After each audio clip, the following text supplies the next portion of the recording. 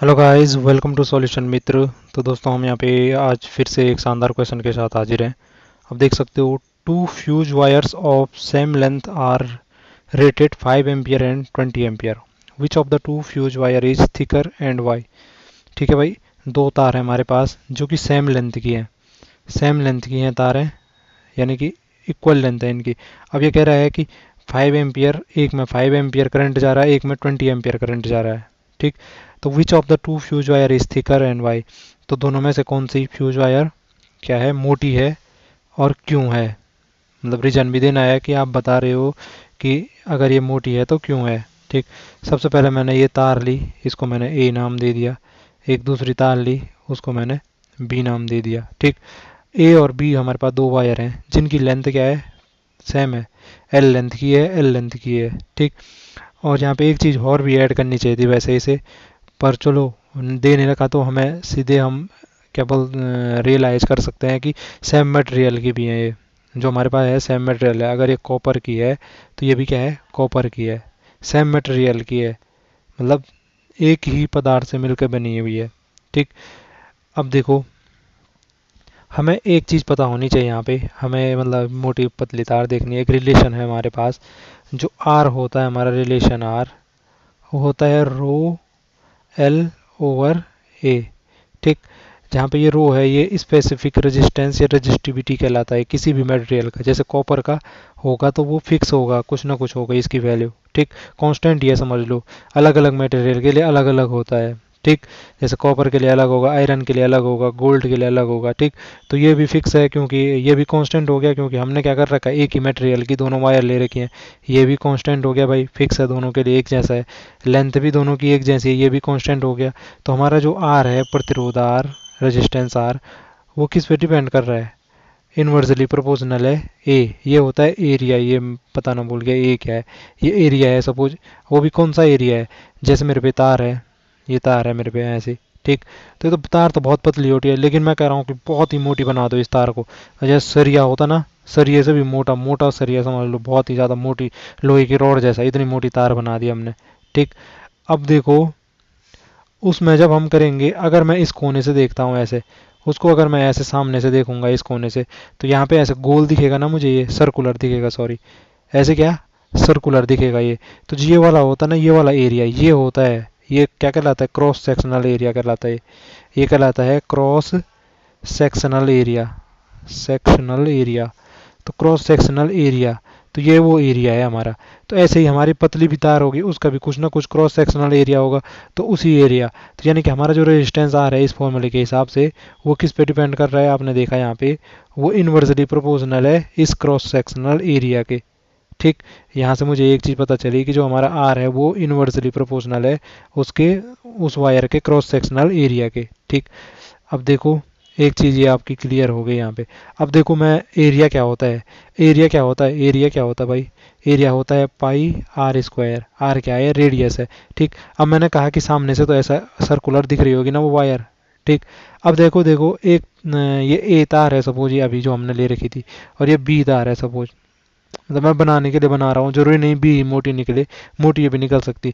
थोड़ी देर के लिए मानो कि बी मोटी है, तो बी मोटी होगी अगर, तो क्या हो जाएगा, उसकी रेडियस बड़ी होगी ना, क्योंकि बड़ा सर्कल दिखाई देगा सामने से, क्रॉस सेक्शनल एरिया ज़्यादा होगा, तो रेडियस बड़ी होगी, यानी कि एरिया बड़ा होगा। ठीक, और जो छोटी है उसका एरिया क्या होगा, छोटा होगा। ये भी समझ गया आप। ठीक, तो कुल मिला के अगर जो हमारी मोटी वायर है उसका क्रॉस सेक्शनल एरिया ज़्यादा होगा। ठीक, और जो हमारी पतली वायर है उसका क्रॉस सेक्शनल एरिया क्या होगा, कम होगा। यहाँ से ये समझ गए आप। अगर जिसका एरिया कम है, तो अगर बटे में कम है तो क्या होगा, उसका क्या होगा, जिसका एरिया कम होगा उसका सीधे सीधे है, इन्वर्सली प्रोपोर्शनल है, तो क्या हो जाएगा, आर रेजिस्टेंस क्या हो जाएगा, ज़्यादा हो जाएगा। और जिसका क्या होगा, एरिया क्या होगा, ज़्यादा होगा, यानी कि मोटी वायर है जो, उसी का एरिया ज़्यादा था ना, मोटी वायर का ही, तो ऐसे सामने से ज़्यादा ज़्यादा बड़ा सर्कल दिखाई देगा। जो पतली होगी उसका छोटा सर्कल दिखाई देगा। तो छोटी सर्कल वाले का कम एरिया हो गया, कम एरिया हो गया तो उसकी रेजिस्टेंस क्या हो गई, ज़्यादा हो गया। और एरिया ज़्यादा है जिसका, ये मोटी वाली तार है, तो जब यहाँ ज़्यादा नंबर आएगा तो यहाँ सीधी सी बात है ये कम होने वाला है, तो आर क्या हो जाएगा, कम हो जाएगा। ये तो यहाँ फॉर्मूले से भी देख सकते हो आप। अगर मैं यहाँ नीचे डिनोमिनेटर में छोटा नंबर करता जाऊँ, छोटा छोटा करता जाऊँ, तो ये क्या होगा, बड़ा बड़ा मिलता जाएगा।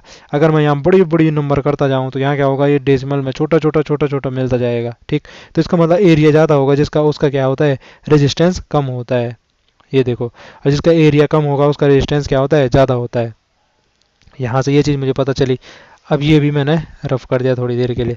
अब एक चीज़ और पता है आपको, एक चीज़ और क्या पता है जी आपको, जो आई होता है वो क्या होता है, वी ओवर आर होता है। यानी कि आई जो है इन्वर्सली प्रोपोर्शनल है 1 बाई रेडियस के। यानी कि ये भी क्या है, फिर से रेडियस के इन्वर्सली प्रोपोर्शनल है। तो फिर से मैं यहाँ पे क्या रिलेशन बना सकता हूँ, यहाँ पे ये रिलेशन बन सकता है, अगर जिसका आर कम है, जिसका आर कम है उसका क्या हो जाएगा, आई ज़्यादा हो जाएगी। यही तो हुआ, यहाँ कम है तो यहाँ ज़्यादा निकलेगा। अगर आर ज़्यादा होता, आर ज़्यादा होता तो आई क्या हो जाती, कम हो जाती, होती नहीं, आई क्या हो जाती हमारी, कम हो जाती, अगर आर ज़्यादा होता। ठीक, तो यहाँ से ये पता चला। अभी मैंने देखा था मोटी वायर के लिए क्या हो रहा था, मोटी वाले वायर के लिए रेजिस्टेंस कम आ रहा था। रेजिस्टेंस कम है तो उसमें जिसमें कम है रेजिस्टेंस उसमें क्या होती है, विद्युत धारा ज़्यादा होती है, करंट ज़्यादा होता है। यानी कि मोटी तार तार में क्या होगा, करंट ज़्यादा होगा। ठीक, ऐसे ही अगर आर ज़्यादा है तो क्या हो रहा, जो हमारी करंट है वो कम हो रही है। यानी कि हमारा जो रेजिस्टेंस है ज़्यादा किस में था, पतली वाली वायर में था। ठीक, तो अगर पतली वायर में रेजिस्टेंस ज़्यादा है तो इसका मतलब है वहाँ करंट कम होगा। और हमारे जो एग्जाम्पल दे रखा है उसमें हमें, जो हमारा क्वेश्चन था उसमें भी देखो हमें करंट की वैल्यू दे रखी थी। ठीक, ए वाली में सपोज 5 एम्पियर करंट था, बी वाली में कितना था, यहाँ पे देखो 20 एम्पियर करंट था। तो अभी हमने देखा करंट ज़्यादा किस में होगा, जो हमारी क्या होगी, कम रेजिस्टेंस वाली होगी। कम रेजिस्टेंस वाली कौन सी थी, मोटी वायर थी। ठीक, तो इसका मतलब ज़्यादा करंट किस में है, सब चीज़ें कॉमन होने पे इस वाली में है। तो इसका मतलब ये क्या है, हमारी मोटी तार है। बी वाली जो है हमारी मोटी तार है, कौन सी, जिसमें 20 एम्पियर करंट जा रहा है। और जिसमें 5 एम्पियर करंट है वो क्या है, पतली वायर है। ठीक, ये तो थी कि हमारा मतलब जो हमारा थियोरटिकल अप्रोच है कि कैसे हमारा ये लॉजिकली हमने देखा कि क्यों आता है ऐसा कि पतली में ज़्यादा, कम ज़्यादा, ऐसे ऐसे। इसको एक और तरीके से भी समझ सकते थे आप, कैसे भाई, ये देखो इसको मैंने पूरा रफ कर दिया थोड़ी देर के लिए। इसको कैसे समझ सकते थे कि अब देखो कोई पाइप है, अगर मेरे पास पतला पाइप है और यहाँ पे मेरी बहुत ज़्यादा टंकी है, मतलब ये पानी बहुत ज़्यादा है, पतला पाइप है, तो इसमें से कुछ फिक्स अमाउंट ऑफ वाटर निकलेगा ना। अगर मैंने इतना ही, यही टंकी है मेरे पे, ठीक, और इतना मोटा पाइप लगा दिया तो ज़्यादा पानी निकलेगा, नहीं निकलेगा। ठीक, तो अब ये करंट क्या होता है, इलेक्ट्रॉन का फ्लो, इलेक्ट्रॉन का फ्लो होता है, यानी कि इलेक्ट्रॉन चल रहे हैं। अगर पतली वायर होगी तो उसमें से कम इलेक्ट्रॉन जाएंगे, और इतनी मोटी वायर होगी जो उसमें से क्या होंगे, ज़्यादा इलेक्ट्रॉन जाएंगे, है ना। तो इस प्रकार से भी देख सकते थे कि मोटी वायर में ज़्यादा इलेक्ट्रॉन जा रहे हैं तो ज़्यादा करंट जा सकता है, और पतली वायर में कम इलेक्ट्रॉन जा पा रहे, संकरा रास्ता है ना।